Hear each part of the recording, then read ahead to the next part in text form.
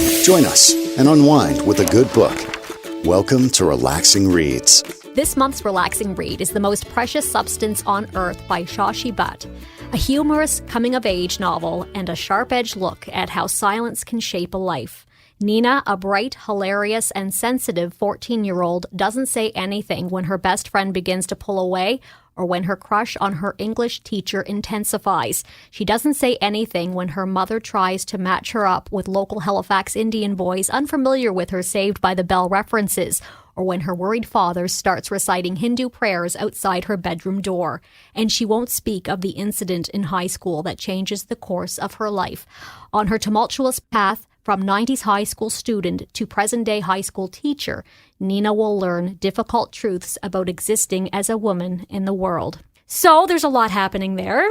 In the overview or the look at what the book is about, it's sort of hard to pinpoint one thing in particular, but I think silence definitely is one of the big themes. So let's talk about it, shall we? Thoughts on the book, Yeah. Simone? Well, for me, it started out strong for me, as in it kind of hooked me in the beginning when that incident happened that kind of shaped her life, which was with the teacher. And then I was thinking there would be more on that, or when she shared, there would be something kind of to close out that chapter at some point. But it kind of just, had you thinking, okay, what was going to happen next? And then there was the arc with her friend.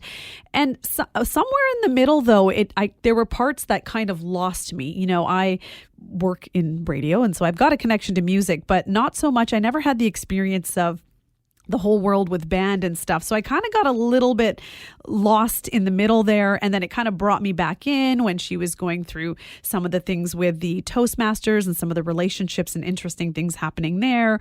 But I was kind of in and out. So for me, this book was a harder read than others, simply because it would hook me at times. There was a lot of great things and information that I was getting sucked into along the story of Nina. But then there were times where I don't know if I was confused or it just kind of lost me and I kind of had to restart and get into it. So you think about this book is, it's not so much a novel with a plot. It's just kind of a book that's more of a character study on her. And so that's where I think it kind of had me in and out for the most part through till the end. And Deb, what do you think? Yeah, I agree. Although I feel like part of me was in and out like I was as a teenager.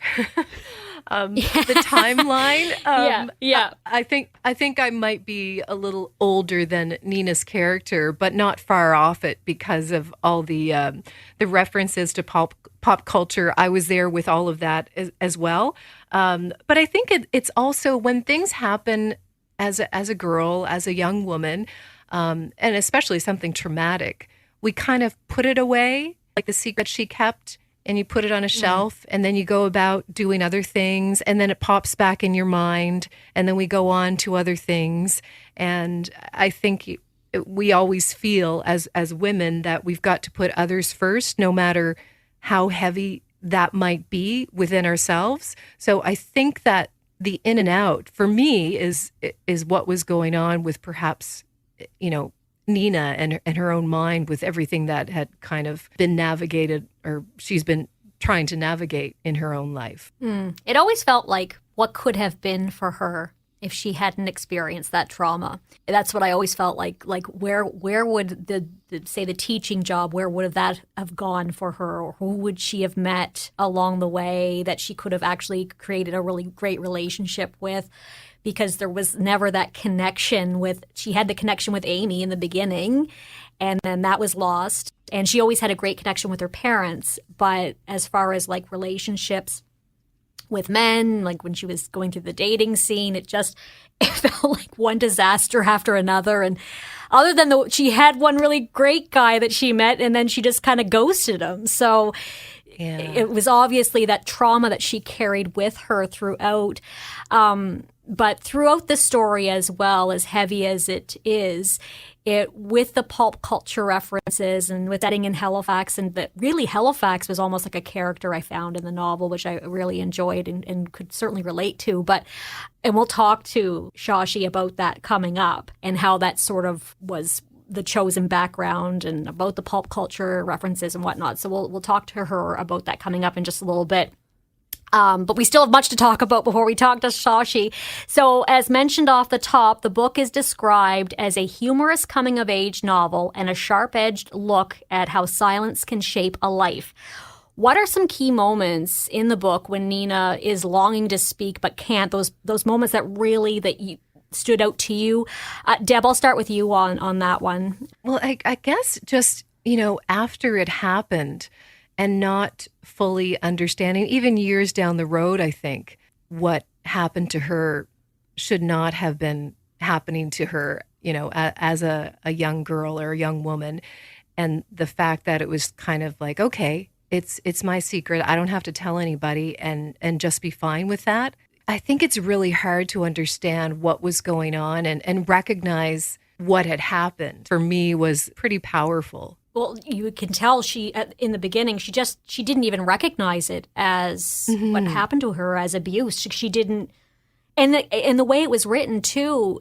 Like, I had to go back and read it over to see if it did happen, or if it was like, I didn't know if it was like a dream sequence or something. I was praying that it didn't actually happen, and it couldn't have been that. And then it was, and it was almost like it happened. Well, it played out sort of the way that it does in the story, didn't it? It happened to her, and then that was that.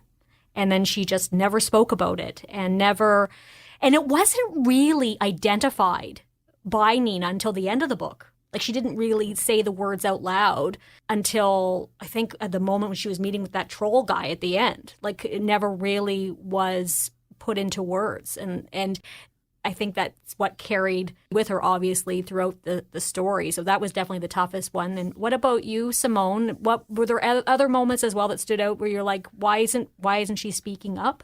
Yeah, I mean, the whole situation with her students, it just seemed that at the beginning when he would approach her, she always seemed so frightened and so scared. And I think it was because of her high school experience that when she got into that position, she almost wasn't equipped to deal with it. And even when she had to run into, I think it was a room, and then the other teacher or the principal came in, she, was still, it just seemed like she was so frightened, and she had to hold the keys, and she just was thinking maybe in her head that this is going to happen again, because she didn't really get to deal with that trauma when she was younger. She didn't tell anyone. She didn't seek help for it. And now it was coming out in this form where she was just so scared and so frightened, even though she was in a position of power where she could speak to the faculty, address it, and kind of find a way to be better equipped to handle it. And she would just go through kind of those guidelines of being a teacher and what you need to do. And I think that really had a big part of her eventually just feeling like she couldn't connect, because she probably didn't connect as much with her teachers after having gone through that experience, either if it was a point of fear, or just somebody in a power position had done this to me, that maybe she was kind of lost. And then when she felt her students weren't engaging with her, when later she found they loved her as a teacher. I know, I love that part. Yeah, but because she didn't have that chance to deal with her past trauma, it was really hard to see that she was struggling and had to leave things that made her happy and go searching and go traveling, where she wasn't really finding that life enjoyment or fulfillment. She was still so lost. And it was like, I wish you would just share this with somebody. But then when you think the character was so lonely, she didn't really, as much as she had that friend or that parent, her relationship with her parents, she was very much alone and to herself. So I just think of the people in life like this who maybe don't have people to speak to, that hold so much inside. It must be such a hard thing. And even for those who do have people that are very close to them, they feel like the only option is to remain silent and to protect others, rather than, I guess maybe part of her was protecting herself, but put others before yourself and store your secret away. And, so very difficult, but so very important to talk about this right now. Women have done it for years. They go through these difficult times, and they may be so strong for others, but they can't find the strength within themselves to be strong for themselves. Absolutely. And like friends, schools, jobs, and relationships come and go in Nina's life, but her parents are a constant. And Simone, you alluded to this already, present in every chapter of her story. So let's discuss the relationship between Nina and her parents. So what are the positives and the negatives? And I just have to say, I love Nina's parents. They were They were, I just thought it was such a nice addition to such a heavy story. Like they just they were lovely. They were absolutely lovely. And Simone, if you want to speak about the parents and her relationship with them. I loved her parents as well. It's one of those things that I'm South Asian, so I just know the experiences I had with my parents, or if you're going through some kind of a rebellion where you're changing how you dress and things like that. Her parents just seemed so accepting. If she was wearing a certain thing, they just didn't even flinch. They just accepted her. They loved her. And, she made choices, and she was expecting a lot worse from her parents when she kind of left teaching. And they kind of, had their thoughts on it and wanted her to apply for jobs. But I feel like they weren't as hard on her as I know some parents can be. They were allowing her to make those decisions and supporting her while still having a level of concern. But I just feel like they were always just accepting of her. She wanted to come home, or she wanted to be, do whatever she wanted to do. And I think she just had that comfort with them, even though she couldn't share a lot with them. That was kind of her safe place. So through the book, I feel like that was kind of the strongest, obviously, relationship for her. But yeah, I just love that about them, how they were just so easygoing and so accepting. And it was funny that they were always trying to get her married off, but being a daughter of South Asian parents, it's just something they do, and it can be funny at times. So yeah, that whole part, I really loved her parents as well. And Deb, what do you think about this one, about the parents? Yeah. Oh my gosh, so sweet. You just love to spend, not just a dinner, but a whole weekend with them. I think it would be very entertaining. And they were really funny. And maybe not intentional, or maybe it was. There were just a lot of little moments where, the laugh out loud, what they commented on, and always having a space for their daughter and, supporting her, whether, she's going to wrap up university and not finish and come home and just stay with them for a while, for how long, who knows, or give her a secondhand computer, whatever she needed. They were definitely there for her. But yeah, I guess on the negative side, just, I think also, like a lot of parents, they want her to be herself, but they also sort of want her to be like others that they see, maybe their friends or other family members who are getting married off, and maybe through all of that they can't see what her true interest might be, especially when it came to her studies. Yeah, it's like they knew her, but they didn't know her in a way about, obviously, about what the trauma that she experienced, which she never spoke about. But I did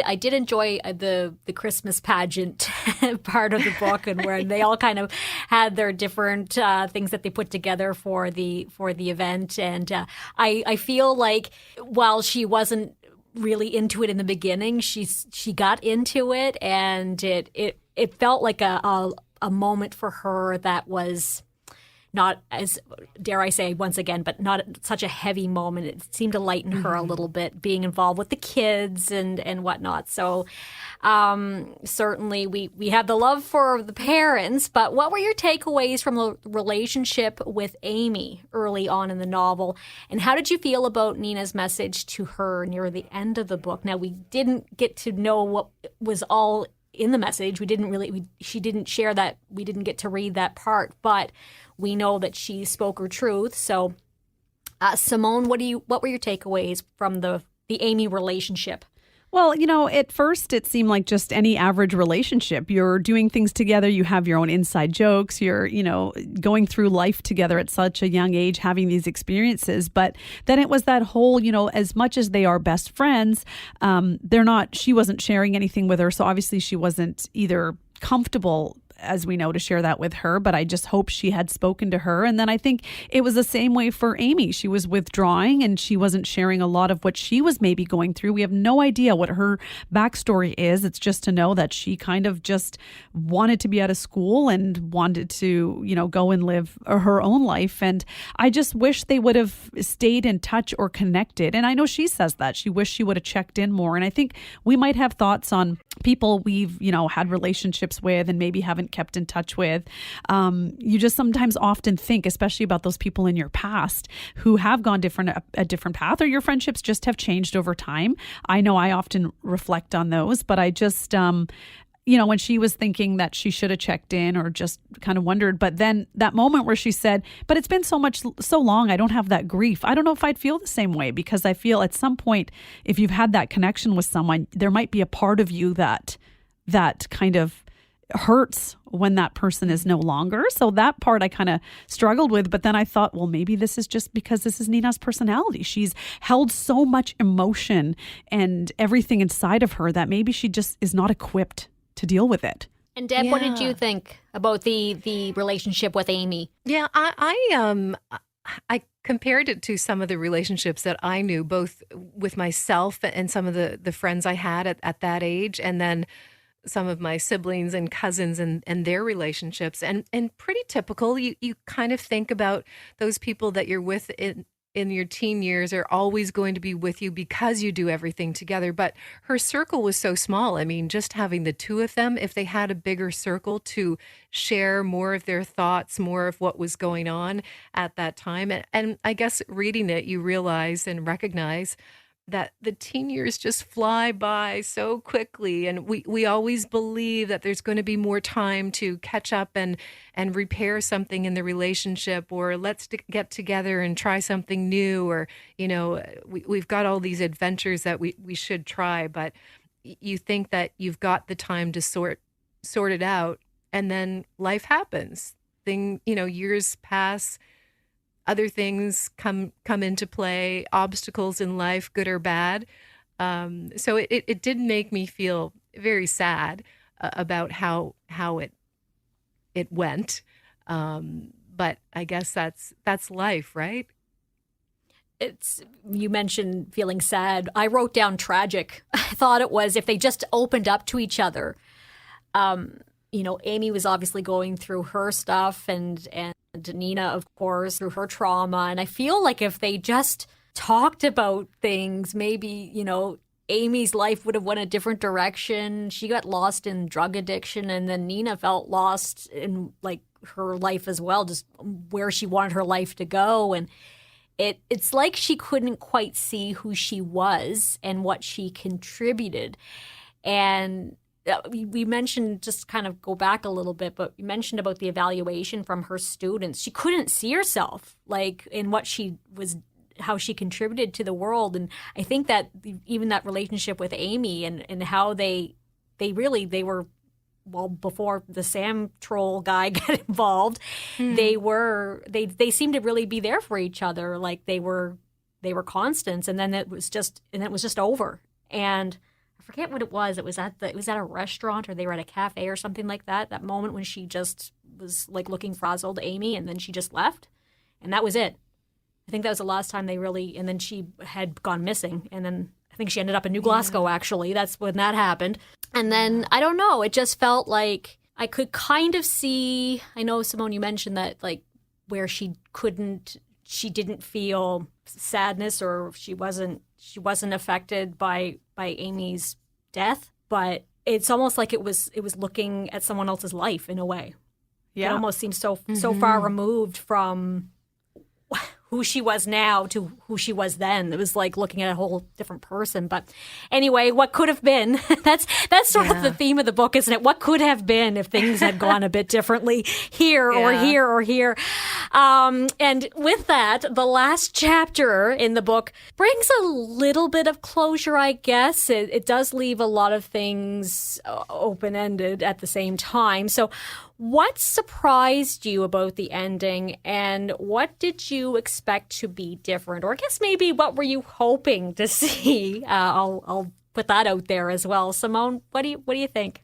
Well, I was just hoping, often you look for a happy ending. And if that was not going to be the case for Nina, I was just hoping she was going to finally find a place where she felt like she could fit in. Her whole life, she was trying to fit in, and when it wasn't high school, it was, trying to be a part of the band, and then joining Toastmasters and even the writing program she attended.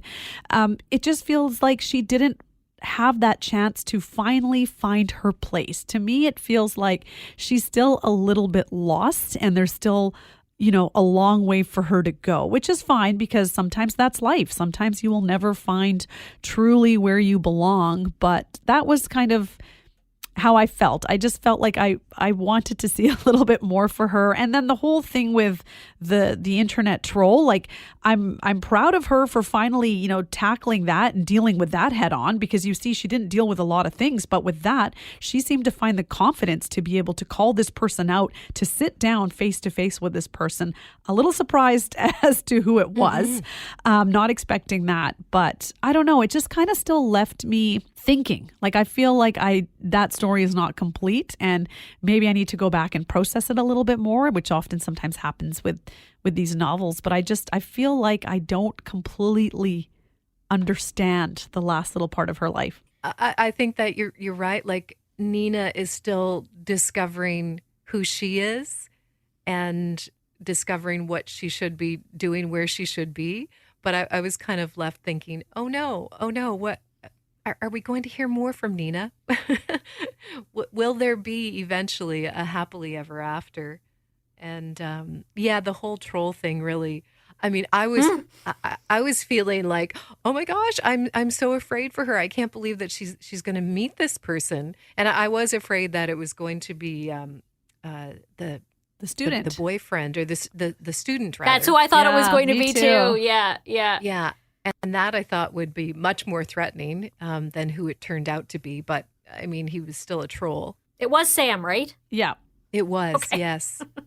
I was just like, I had to go back and read. I'm like, oh yeah, the guy that he went out with Amy for a little bit at the beginning of the book, and he. I was surprised by the troll thing too. I was like, I would never do that. I mean, like go out to, and she paid the bill.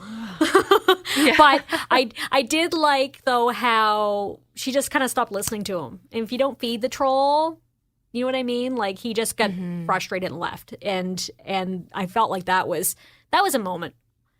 The little wins sometimes, the small wins in life. And that felt like one of them, because he seemed really, for lack of a better word, he PO'd at the end when she was just like, yeah, whatever. She was thinking something else in her head, and she had drifted off somewhere, and she wasn't giving him the time of day. I think that, that was a nice bit of closure there. And also I think that finally admitting, even though it was sent, I guess the way I read it was did he break into the Facebook Messenger and he read it? The note that she sent to Amy? Yeah. So, I mean, gosh, she finally speaks her truth, and that's the guy that ends up finding out about it. Like, it just... Anyway, it was... The ending was tough. It was a bit tough, but, I like to think that the next chapter for Nina will be a much happier one and more settled in her life, perhaps. Maybe she'll meet a guy. Definitely not that troll guy, but anyway, no, she was a very certainly one of the most interesting characters I've ever read in a novel before. She had a lot going on. And really a lot we still don't know. So that's why it's interesting, right? But I mean, this means this would be a great time to talk to Shashi about some of our burning questions that we are confused about, and hopefully she can give us a little bit of insight on that. Hello? Hi, Shashi. It's Simone calling from The Breeze. How are you? Hi, good. How are you? Good, thank you. I've got Anne and Deb here with me, too, our book club members. Hi, Shashi. How are you? Hi, good. How are you? Well, not too bad. This is Anne in New Glasgow, Nova Scotia, just about an hour and a half outside of Halifax, where you lived for a time when you were working at Dell. What made you decide to have Halifax as the setting for this story? Yeah, I just really love Halifax. I lived there for about 4 years. As you mentioned, it was while I was teaching at Dell, and it just started to feel like home to me, even though I'm not from there originally. I think Halifax has such a natural charm and humor to it. Like even things like the fact that if you're from Halifax, you're called a Haligonian. I just love that. I wrote most of the book in the few years after I'd moved away from Halifax. So I was thinking about it in this like wistful, nostalgic way that seemed to lend itself to the tone of Nina's story. And it was really nice, I think, to have a reason to immerse myself in that setting again, though I did have to do some research to write Halifax in the 90s in an authentic way. It felt very authentic, and having been you. to Halifax many times, yes, and I lived there as well. I lived on Quimpole Road for a short time, and you'll talk to Deb soon.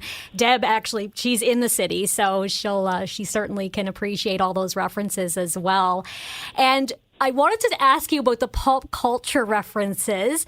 I loved those references, and it was a great way to sort of follow the timeline and get to know Nina.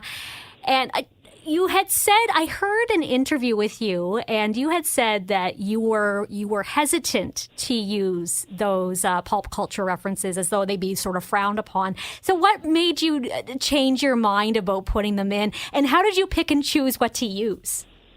Yeah, well, thank you, first of all. That's so nice. In my first draft, I feel like I was just including like whatever pop culture references came to mind, and often it was just for a joke, and I would try to think about like what kind of media would Nina be watching or listening to at this point in time to have them work as like characterization or towards tone. And I was initially hesitant to use pop culture references in writing at all, just because I thought they might, keep a work from being timeless, or make it be taken less seriously. But I thought in the end, it just ended up being so important to her voice.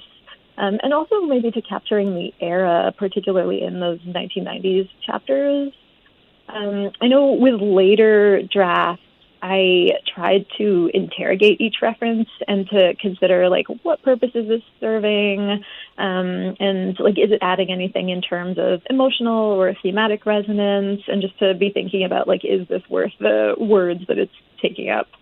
I also had to fact check them to avoid inaccuracies. For example, if I made like a Radiohead joke, I had to make sure that album I was referencing had actually been released at that point in time. I did end up, there was one longer reference that I ended up cutting, and that was to Catfish, the TV show. I don't know if people are familiar with this show, but it's like a reality show where people meet on the internet and then are almost never who they say they are. But the problem was, like, when I put the chapters in order, that chapter was set in 2006, and I think the show only came out in 2012. So I replaced it with a reference to Fraggle Rock, which I think ended up being a better fit because it's the story where Nina goes to a Jim Henson exhibit. I was going to tell you, I kid you not, that the Fraggle Rock reference was one of my favorites. Oh, really? I graduated high school in 95, so I followed along with it, like all the shows and everything like that.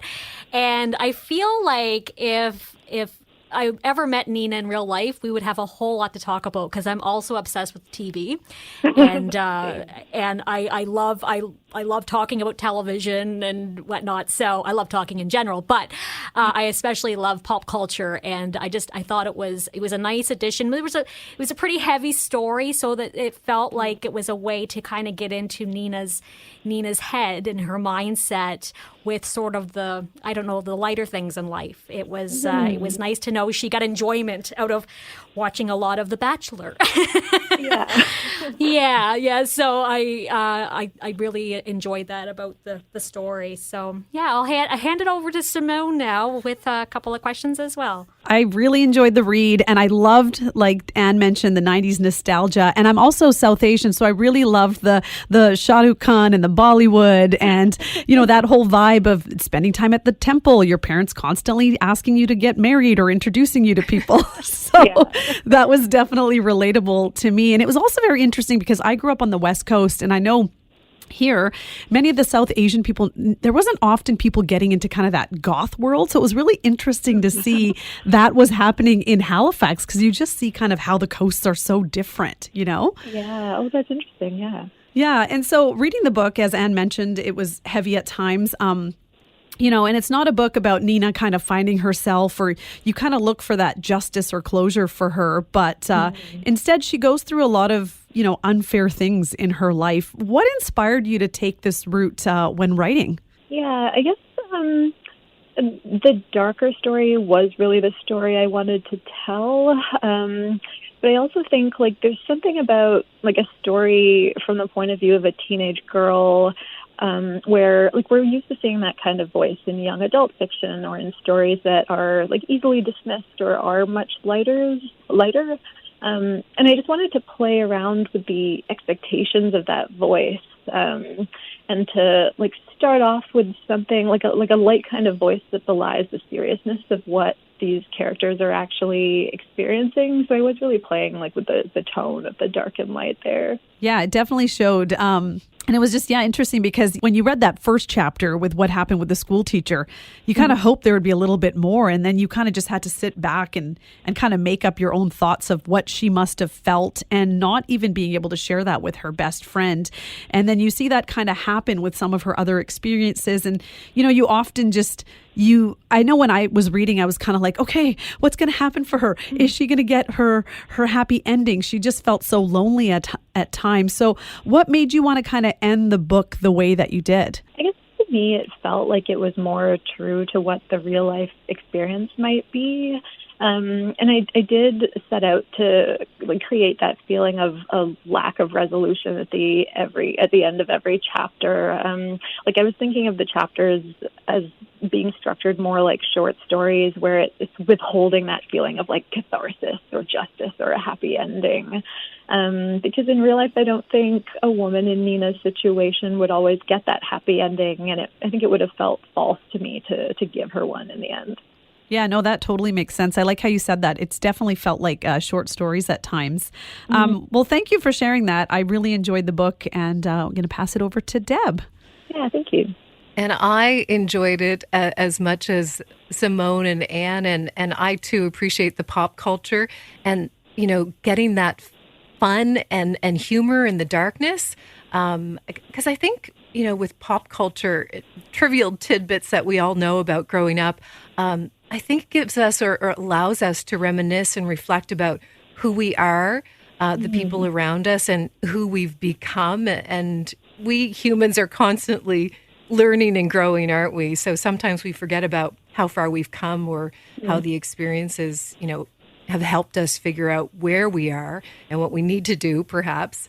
And yes, I'm in Halifax, and so many familiar neighborhoods, either a neighborhood that I lived in or close by. But I also think that it feels like it could be in perhaps any seaside community. I love the setting and pointing out the hot spots. But despite perhaps being off for a year or two in some of those things you were concerned about, I think it all fit very well together.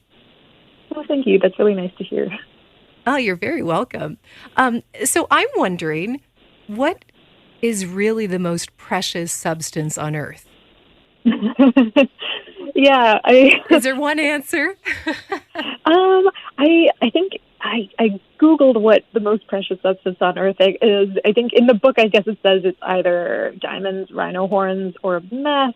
And it's playing with the kind of like false information that their band teacher gives them when he tells them that platinum is the most precious substance on Earth, and that's why it's called the Platinum Band.